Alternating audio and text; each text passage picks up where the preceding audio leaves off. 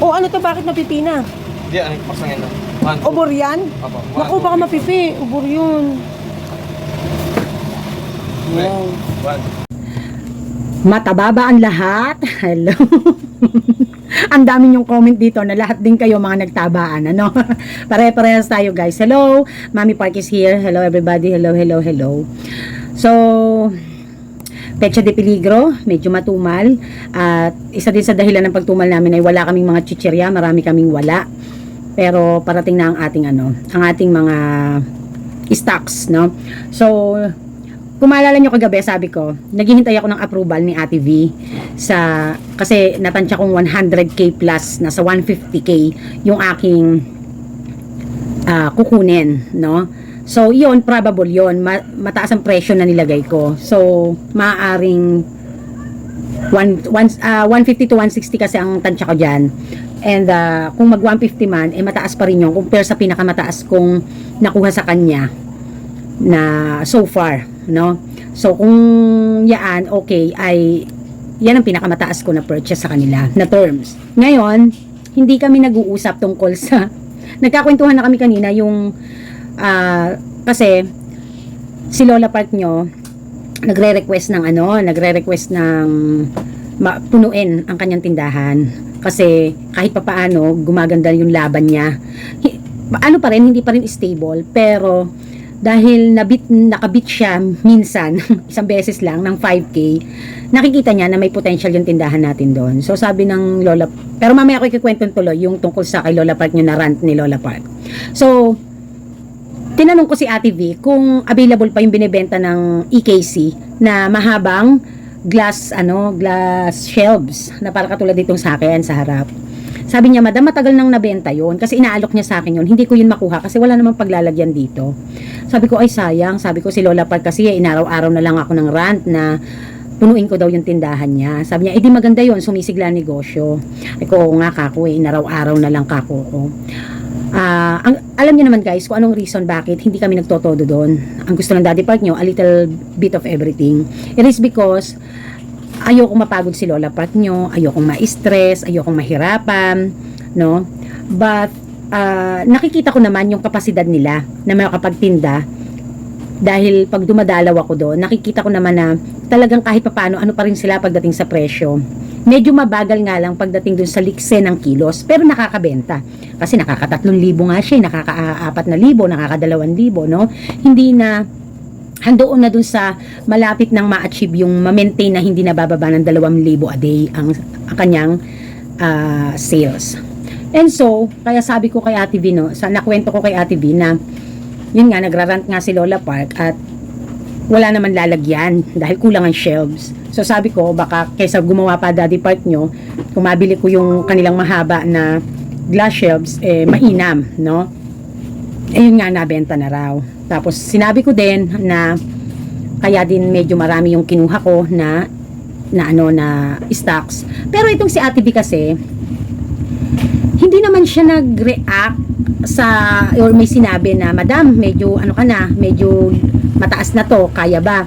Hindi niya ako ginanon kasi lagi niya akong ginaganon every time na lalo nung yung mataas ang kuha ko 100k plus nung pwera nitong huli nung nakaraan.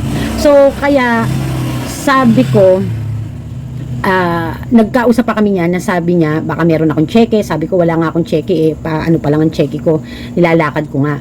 Tapos pero ginawa pa rin nila akong mag-asawa. Nilakad pa rin ako sa boss nila sa EKC. Tapos nga, hinihintay, di ba nga vlog ko kagabi, hinihintay ko kung maaprubahan ako kasi alam ko ngang mataas ang kuha ko. Puro heart yung reaction niya dun sa mga text na orders ko, puro heart. Sabi ko nga dun sa tindera ko, hindi nagre-react si ate yung hinihintay ko kung approve ako o hindi. Hindi siya nagsalita ng ganon. Basta hinart lang niya kasi ang usapan nga namin, bago ako mapulify doon sa aking last na kinuha, isend ko na yung mga orders ko kasi para maihanda. Kasi nga, isa ako talaga doon sa pinapriority din nila na madeliveran at mabigyan ng stocks. And so, yun. Kaya, siguro approved na ako kasi puro heart lang yung niya Sabi ko nga niha-heart mo lang ako. Hindi na siya siguro busy. Niha-heart lang. Siguro approve ako. Sabi ko, hinihintay ko Ate Bing ma-approvehan ako. Niha-heart mo lang yung message ko. Tapos okay lang siya, ganun lang. Nakakatuwa na ano, kaya lang syempre, 'di ba? Mas masarap pa rin marinig na, "Madam, sige, approve, go." No? Siguro kasi ngayon dahil ah, matagal-tagal na rin nila akong kliyente, customer, siguro nahandoon na yung talagang kabisado na nila ako at alam naman na nila yung status ng tindahan. Kasi ako, I'm honest naman, nasabi ko. Sa sinasabi ko talaga, if mahihirapan ako, kasi dati talaga 20K per week ang aming usapan sa terms hanggang matapos, hanggang sa maubos yung resibo ko na mabayaran. Hanggang sa nung nakaraan, nagsabi ako na matumal, mag-15K ako. Pumayag naman, okay naman. Ngayon, hindi ko alam kung babaguhin ba yung terms ko kasi yun yung gusto kong marinig kay Ate V. Wala naman sinasabi, kaya hindi ko rin alam kung ano. Pero for sure approved. Kasi yun ang gusto ni Ate V, yung maisulat ko na, masabi, ma-text ko na lahat ng orders ko. Kasi nga, pagka wala siyang ginagawa, sinisingit niyang ilista yon. Tapos, may iba na mag-aayos ng order ko. So, yun. Ano tingin mo, Jai? Approve tayo? Hina-heart lang ni Ate V eh.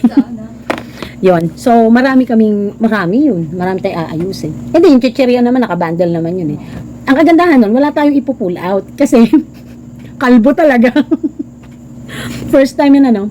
First time ko na nakalbo. Pina-out talaga namin yung aming chicheria. Pinaubos ko talaga. Kasi nga, merong mga napabayaan na na-expire. Ito kasing, tsaka yung nandito pa si Small nun. Kaya galit na galit ako sa kanila no. Napakaraming ano. So, kaya mula nun, sabi ko, maghihigpit ako. Lahat ng ma-expire na mapapabayaan nyo na hindi maigogo kahit mai-promo, mai-sale at napabayaan nyo, ikakaltas ko. O di ngayon, todo tingin sila ngayon sa sa mga ma-expire kasi yun ang rules. 'Di ba? So, yun yung ating ganap at yun nga to si Lola Park nyo, ang sabi niya, kung hindi mo ako bibigyan ng mga items, ganun din, hindi naman din dumidiretso ang lahat sa iyo kasi pumupunta sa mga katabi kong tindahan ang mga bumibili. So, might as well mag-provide ka para hindi na mapunta pa sa iba. So, napaisip din ako. So, kaya desidido na ako na kahit papano, itodo si Lola Park doon. So, kaya mag-aayos tayo ulit doon, magkakaroon ulit tayo ng restocking at pag-aayos sa ating branch kasi pinalalakas nga natin. So yun, nakakatuwa lang kasi handoon talaga yung pagtulong ng Lola Park nyo sa part na kailangan nating makabayad, kailangan natin makaipon ng benta, ganyan. So today din, ay dinala natin siya ng bagong stocks ng mga ice cream, no? Mga ice cream. Kasi matagal kaming hindi masyadong nagtinda ng ice cream doon. Gawa po kasi ng pinapaubos namin yung mga popsicles ng Selecta. Kasi hindi mabenta ang popsicle na Selecta. Sa tab siya medyo mabenta. So kaya nagpo-focus kami sa tab at saka sa cornetto. Yun ang mabenta sa kanya. Dito, kahit anong ibenta mo, mabenta na ice cream, no? Nauubos at nauubos talaga. Yung Jolly nga namin na ice candy, ilan yun? Ilan yung kinuha ko na yun? Tig-10 na box, ubos. May nakuha din si Lola Park doon, siguro mga 2 box lang nakuha ni Lola Park. So kaya ma-order tayo ulit niyan kay Tita Tessie, magpapa-reserve tayo. As well as kapag medyo umunti lang yung Snappy. Kasi kahit umuulan nabibili, napakalakas ng yogurt, mas malakas yung yogurt ano. Yun ang favorite. Totoo nga yung sabi ni Ate Erlyn doon sa kila Tita Tessie na ang fast moving ay yung yogurt. So yun yung ganap. Kaya magre-rearrange tayo doon. Hopefully kaming dalawa ni Jai para mabilis kasi pagka mga bata dito muna no, tapos takbo tayo doon ayusin natin, linisin natin yung para fresh start ulit si Lola Park. So yun. Ay, ang lola nyo. Ay, di pagbigyan. So bago tayo mag-shout out, yan lang naman na-share ko sa inyo at i-share ko yan sa inyo yung mga ating journey dyan na pag-deliver na, kung ano-ano, ganyan. Pero may i-share ako sa inyong video, paririnig ko lang sa inyo. No? Okay. So, ito, nakita ko lang naman sa feed ko. Okay. Ayan. So, bumibili si Lola ng 200 grams na parang salad. 200 grams daw. Eh kaso itong si girl, hindi niya sinasakto. Parang 188 lang, ganon.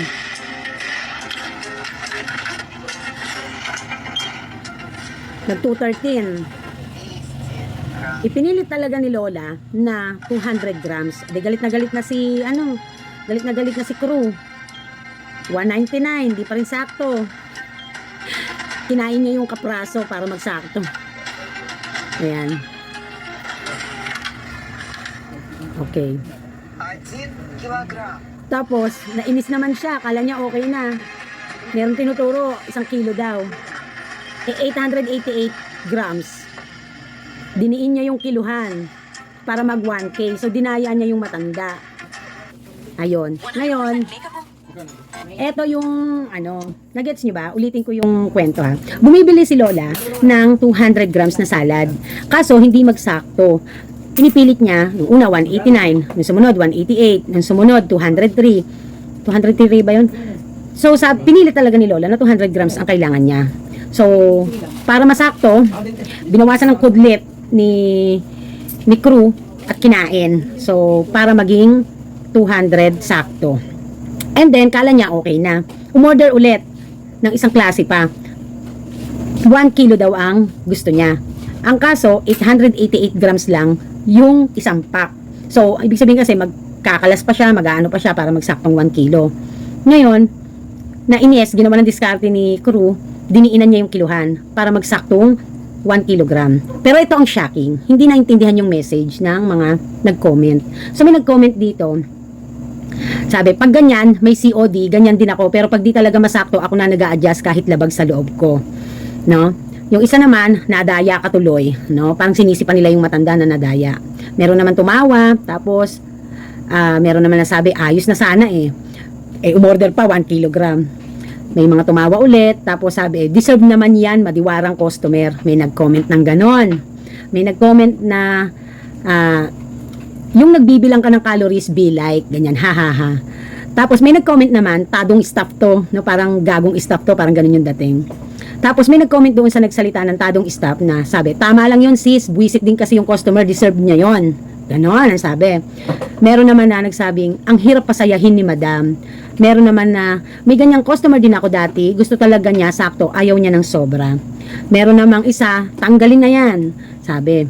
Then, may nagsabi din na, ganito pala dapat, yung mandaya, yung diinan para magsakto kung makulit ang customer. Tapos meron nagsabi, relate. Tapos meron nag-comment, yung sabi kong 1 kg na pork, sinobrahan, ha ha ha, ayan. So, eto, uso lang to sa palengke. Pagka mga ganitong supermarket, tayong mga sari-sari store, hindi yan po pwede.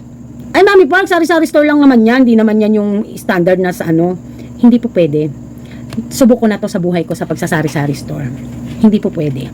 Pag anong gusto ng customer, yun ang ibibigay natin. At dun sa mga nagsabi ng mga negative tungkol dun sa matanda, ito yung mga sorry ha, hindi ko kayo ginajudge. Ginajudge ko kayo dito lang sa point na kayo ay nag-react. Hindi nyo naiintindihan ang tamang customer service, no, na para madali kayong salita ng ganun dun sa matanda. Alam nyo po, pagka ganun yung mga klase ng customer, ibig sabihin nun, stricta yun, disiplinado. Yun ang mga yun ang mga sign ng ugali ng isang taong mga stricto at disiplinado. Kasi pag iyon dapat ang ibigay mo. No? Uso lang yan sa palengke na po pwede mong pakiusapan na sobra po, okay lang po ba? O kaya naman pagka sumobra, tayo ng mga tindera nag-a-adjust na, sumobra po ano ko na yan, dagdag na lang sa'yo. Ganun pa rin ang bayad, ganyan, di ba? Po pwede yan, yung mga tawaran, mga dagdag, basta inform mo lang si customer. Pero sa sari-sari store at saka sa supermarket, hindi po pwede.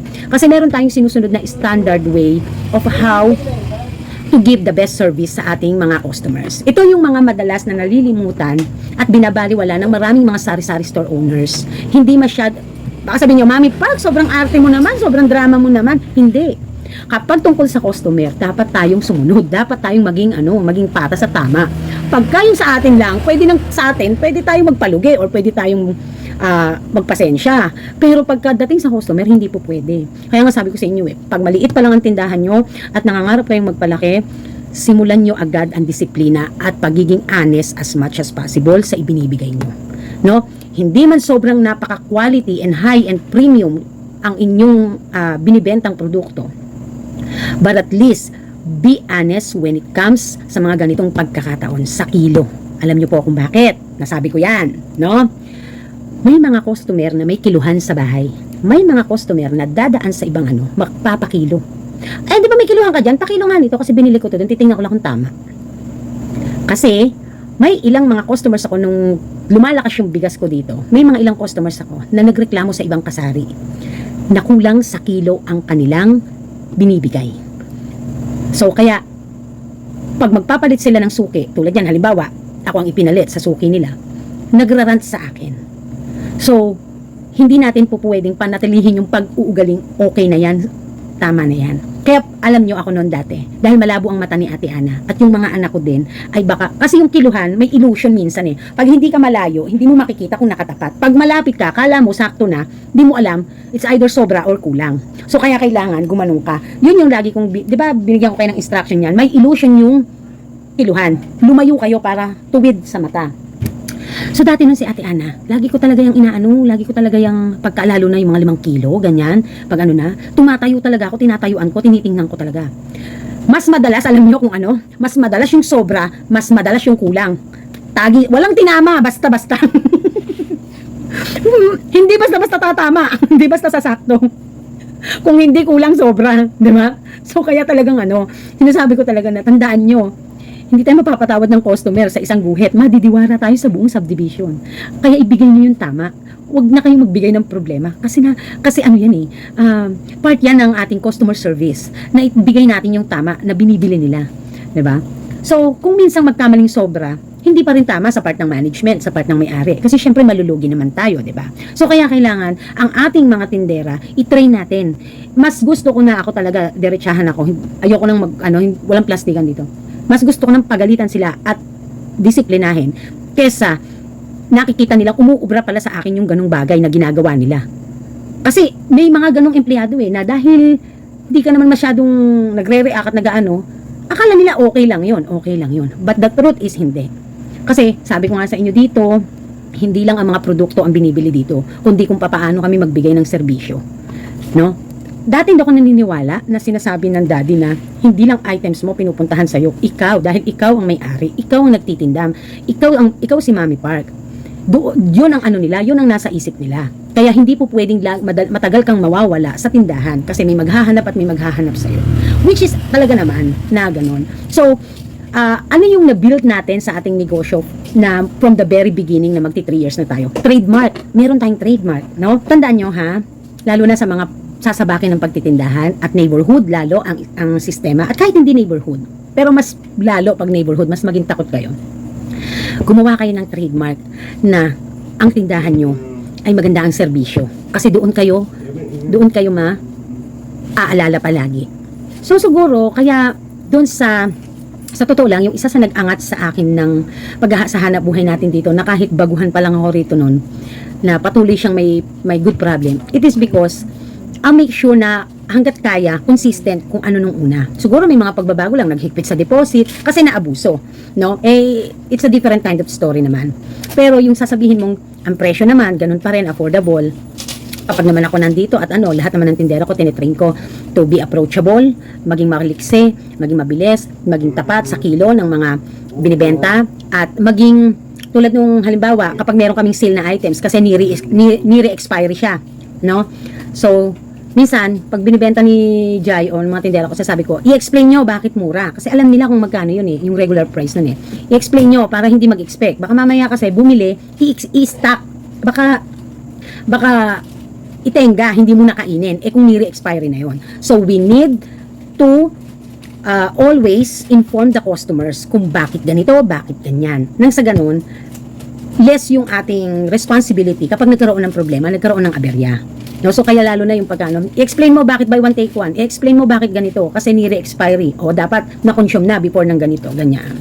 Always pinapaalalahanan ko sila. Ganyan, no? So para hindi magkakaproblema in the future. So na-share ko lang naman yan sa inyo, no? Simpleng advice yan, pero napakahalaga. Sa totoo lang, no? Isa yan sa mga bagay na naging dahilan, naging daan, kung bakit nandito pa rin ako sa larangan ng pagsasari-sari store dito sa lugar namin. Okay, Ellen Pilar, sabi niya, parang ako lumalaki din katawan, Mami Park, hehehe. Pero okay lang, basta maraming benta, charot. Always watching, God bless po, love you. Ang dami nga nag-comment. Ito, same tayo, nataba. Try ko magsumba bago matulog kahit mag-1 lang. nood ng YouTube. Del Full-Time Mom. Sabi ni Del Full-Time Mom. O, de, dalawa na. Dalawa na ang ating welcome to the club. May Sheila Balatico. Hello, Mami Park. Paano ka po mag-pricing sa wholesale? Thank you so much po. Na-vlog ko na po yan, ma'am. Meron akong mga vlogs po niyan. Hanapin nyo na lang po sa ating playlist. Remelin Padilla, hi ma'am, still watching po, haha. Parang kilala ko yung tinutukoy mo. I'm happy for you kasi nakapag-expand ka na and still growing po. Hope I can meet you soon. More blessings to us. Ayan, Remelin Padilla, kilala mo yung tinutukoy ko? Taga rito ka ba sa Willow Ben? Ayan, kasi basta yun. Beliana Santos, Mami Park, tuwing umaga, inom ka po ng luyang dilaw. Ako po, napapayat ng luyang dilaw. Tapos di po ako nagra-rise paggabi. Saka malakas po akong uminom. Ingat ka po palagi. Love you, Mami. Here is the thing. Hindi ko siya basta magagawa. Kasi, tumataas ang acid ko. So, minsan may acid reflux ako. Constipated pa, no? So, hindi ko basta siya magagawa. Kailangan maiayos ko muna yung aking digestive system bago ko siya gawin. Kasi napaka-tapang po ng luyang dilaw compare sa luyang dilaw na maputla, no? Yung mga usual na nabibili natin sa palengke. Pero kung ang luya kasi ginagamit ko lang yan kapag yung feeling ko ang lalamunan ko, ganyan, pagka inuubo ako or may nagmumusik daan ako.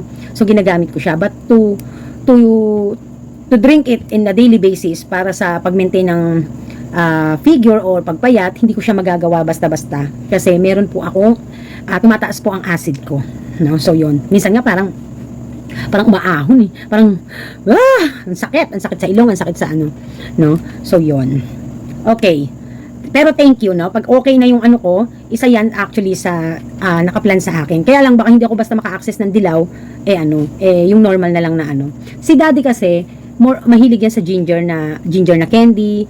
Lagi yan sinasabi sa akin, ginger. Eh, ang kaso nga, hindi ko basta pwedeng gawin kasi nga yung acid. Yun. Okay. Dati hindi naman ako ganito eh. Nung lang itong lumaki ako. Okay. Sabi naman ni Angeline Balmores, ako din, Mami Park, nasa 60 kilos din ako at na-experience ko na din yung sinasabi nyo na hindi makahinga kasi may tumutusok. Nag-try din ako, Mami Park, na magbawas ng timbang, nanood ako ng Zumba, tapos sasabayan ko. Kaso nga lang, Mami Park, yung time na tingin ko, okay sa akin ay duty ko sa tindahan. Ilang days lang tinigil ko na dahil gusto ko na diretso yung pag-exercise ko. Yun nga lang, opening talaga ako. Pagod naman na ako kung hapon ako mag-exercise. Sabi ko nga sa inyo, ang pag-ehersisyo is about discipline. So, pasok na dyan ang time management, pasok na rin dyan yung consistency, pasok na din dyan yung hindi nyo pagpapasaway. So, all in all, discipline na talaga. So, yun lang ang mahirap pagka-exercise. Pero mas gugustuhin ko ng pumayat sa exercise kesa mag-take ng mga kung ano-ano na mga pampapayat. Kasi it's really not healthy. Mas maganda yung pumayat ka sa workout, pumayat ka sa pag-ehersisyo nang hindi mo masyadong nirarat-rat. Yung ginawa mo lang siyang part ng routine mo. No, hindi yung talagang nagmamadali ka kasi ganito ganyan, no, yung tumodo workout ka, sinabayan mo pang wag kumain, parang nag-crash diet ka. So it's not good way how to lose weight.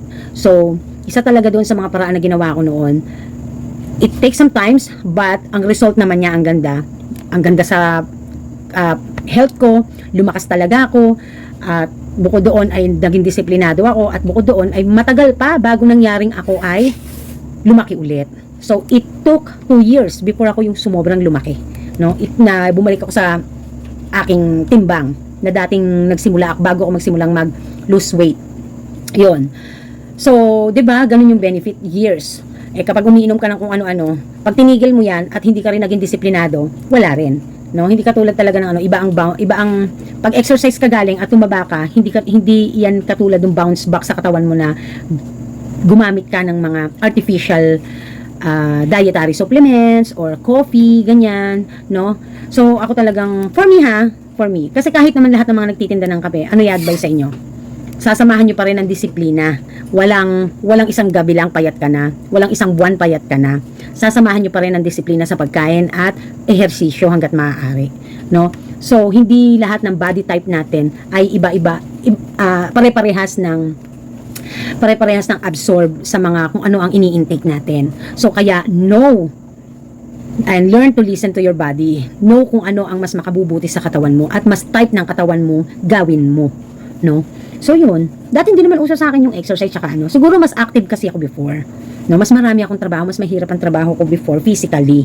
Ngayon kasi, may hirap ako physically, pero mas more of mentally ako. At saka yung ano, yun, dahil nga more on managing na tayo. Syempre, kaya nga tayo kumuha ng mga tindera, ng katuwang, andyan ng Daddy Park, andyan ng tindera, is because to help us when it comes to physical. Para para yun man lang makabawas ng ating ng ating hirap, 'di ba? So yun. So kaya I would advise kahit mga nanay na kayo, hindi naman kailangan todong magkaroon kayo nung talagang ginagawa ko na hardcore, but at least be consistent lang in a way na magawa nyo na at least 30 minutes, no, mag-lose kayo ng calories pa kahit papano. Ako kasi guys, kaya kailangan kong dumating dun sa punto din na magkaroon ako ng mga hardcore exercises or hard work kasi natatakot nga ako na mangyari ulit sa akin yung nangyaring parang nagkaroon ako ng muscle spasm sa taba dito sa tagiliran ko at parang hindi ako makahinga. So kaya kailangan na mag-lose weight ako. So may reason why, hindi para lang masabing sexy at ano. At saka syempre, isa na rin sa reason is mukhang pera kasi ako. May challenge kasi si Daddy Park. 1,000 ba naman, 1 kilo? Pwede na rin. Kahit na masabihin pang dati, 5 kilo, ay 5,000 per kilo ang challenge niya. At ngayon ay 1,000 na lang per kilo. Okay pa rin, pero pa rin yun. Kung nyo minsan, kailangan dadayain nyo din yung sarili nyo. Alam nyo yung palulubagin nyo din para ma-motivate kayo na gumalaw-galaw, no? So, nung una nga 500 lang, hindi ako pumayag. Sabi ko, ha, 500? Grabe naman yun, daddy. Sabi ko, meron ako noon. Sabi niya, o sige. Sabi ko, di man lang 1K. Sabi niya, o sige, 1K. Yun lang kaya ko. O, di yun, nagkasando kami. 1K per kilo losing weight challenge ni Daddy Park. O, di ba? Ganun lang. O, sa mga subscriber natin ng mga kalalakihan, ha? Gawin niyo yan sa mga asawa niyo para ma-motivate, no?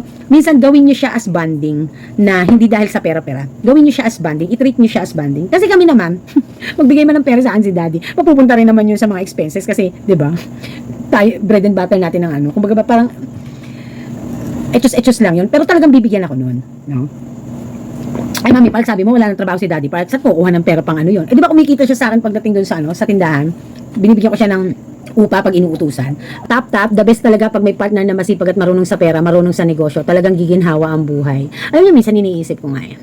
Siguro, dati noon na, kahit naman si mother ko, naalala ko noon, sinasabi niya, kung nakinig lang sa akin ang ama niyo noon at sumunod, baka maginhawa buhay natin. Ganun ba? Yung mga ganun tirada ng salita. Tapos, dumating ako sa punto na nag-asawa, nag-anak. Dumating din ako dun sa puntong nasabi ko, kung nakinig lang sana, no? Kaya talagang nga sa ngayon, para ka nang tumama sa loto kapag nagkaroon ka ng kapartner na talagang kakampi mo, na talagang katuwang mo, sumusuporta sa'yo, lalo na sa pagdating sa usaping negosyo, no? Kasi napaka-rare na makahanap ng ganyan. Yung walang bisyo, walang, yun lang yung gusto kong sabihin. Okay, anyways, Glenn Altes, hello mami, pares tayo na kailangan magbawas ng timbang, hirap po talagang kumilos at madaling hingalin, pero laban pa rin po, o diba? Ang dami nyo na, no? Pare-pares pala tayo, hindi pala ako nag-iisa. Laura Labajo, good morning Mami Park, always watching. Karen Belsen Agustin, good morning Mami Park, may katapat akong tindahan. Dito, pag ang customer lampasan ng tindahan at dito sa akin bibili, nagagalit siya. Hayaan mo lang.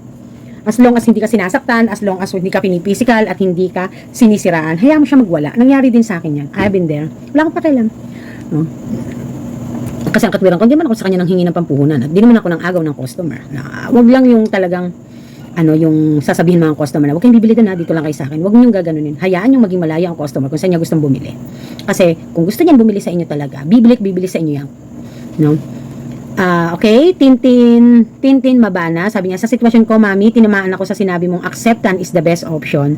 Salamat po, siguro yun na muna po ang dapat kong gawin para sa sarili ko. God bless, mami, and thank you. Ayan, no? Sometimes, yung mga frustrations, mga disappointments, mga stresses, or mga expectations natin na hindi nangyari, hindi na-meet, alam nyo, there is always a reason why it happened, no? Everything happens for a reason. So, mas magandang isipin, baka nililid na lang kayo sa mas maganda at tamang sitwasyon. So, kaya sometimes kailangan sa buhay yung maturity na when we learn to let go and when we learn to hold on. Ganun lang 'yan, na? Okay. Winnie07, hi Mami Park, always watching. Teresita Baron, thank you sa shout out Mami, sabi niya. Judith Ramos, good morning Mami Park, buti ka pa, nakapamili ka na ng mga panindang candy, sana po lagi mong ma-vlog and pakita mo po kasi ginagaya ko po dahil nga po tapat ako ng school. Naka 8K din po ako every week po sa mga candies and toys. Mami Park, happy selling. Love you, Mami Park, happy selling. Ayan. So, yun nga po ang problema sa akin. Minsan, ay tamad akong magpakita ng mga ganap, lalo na ang mga pinapurchase. Hindi ko basta nasi-share sa inyo. The reason is, I'm too busy, my phone is busy, and kailangan ko nang gawin agad na iligpit, iayos, no? Kaya nga, kung mapapansin nyo, mas may time akong magyaw-yaw kaysa ipakita basta lahat-lahat. No? Hindi ako nakakapag yung tipong talagang hauling, hindi ko magawa yan, ganyan. Kasi kapag I'm too busy to do that, I'm sorry kung nakukulangan po kayo, no? But I try my best, no? Hindi ko mapapromise, but I try my best. Okay? Ayan. So, Jacqueline Abad, sabi niya, naku, same tayo, Mami Park. Ayan. So, thank you sa inyong mga comments at maraming salamat for watching Mami Park's vlog. At sana marami din kayong natututunan at napupulot na wisdom. At sana sa pinag-aralan sinare ko ngayon sa inyo, sana, no, panatilihin nyo ang hanggat kaya nyong maging honest. Hindi na baling sa iba manggaling yung hindi pagiging honest. Basta kayo, pipiliin yung maging mabuting tao, maging mabuting tindera. Okay? Nasa harap man ng camera at nasa likod ng camera. Kung may mga iba kayong characters na napapansin na ibang tao na parang hindi maganda, gano'n naman ang tao eh. Tao is born to be judgmental, no? Napakadalang hindi ko na nilalahat, pero aminin natin, no? Judgmental ang tao, no? Nature na niya yan, no? Sa maraming bagay at sa iba't ibang bagay.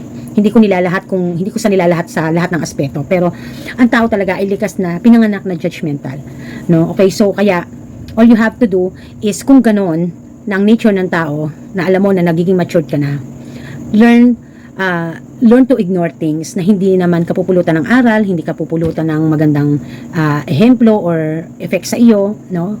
So kaya lagi nating tatandaan, no, yung ayaw nating gawin ng kapwa natin sa atin, wag nating gagawin sa kanila. Golden rule yan, di ba? Hindi ko lang sure din kung nasa Bible yan, pero alam ko golden rule yan ng mga Chinese, parang ganun. Anyways, yun lang at napakahaba na naman ng video natin. So maraming salamat at 12:49 na, mag-exercise lang ako ng 30 minutes and go home na at bukas ay panibagong eksena na naman ng buhay. Okay? So nagiging busy din ako kasi dahil unti-unti ay inaayos ko na yung mga gamit ng mga bata kasi magpapasok na. Si Princess nga po pala ay dito na magi-schooling kaya ayan, nagdadatingan na yung kanyang mga request na let it go, Frozen. So hinintay ko lang yung bag niya talaga, yung malaking bag, yun ang hinihintay ko. Tsaka yung sapatos niya. And then bibili ko na ng uniform. In-enroll na ni Kauri today. So isa lang sila ng building, silang lahat na si Kauri. So yun, no? So, at least, kahit papano, diba, meron tayong nagawa na mabuti para sa ating kapamilya, kadugo, diba? Yun man lang ay ma-arouse natin yung bata. Okay na yun. Okay na ako doon. So, this is Mami Park and this is Team Park Fighting. Bye!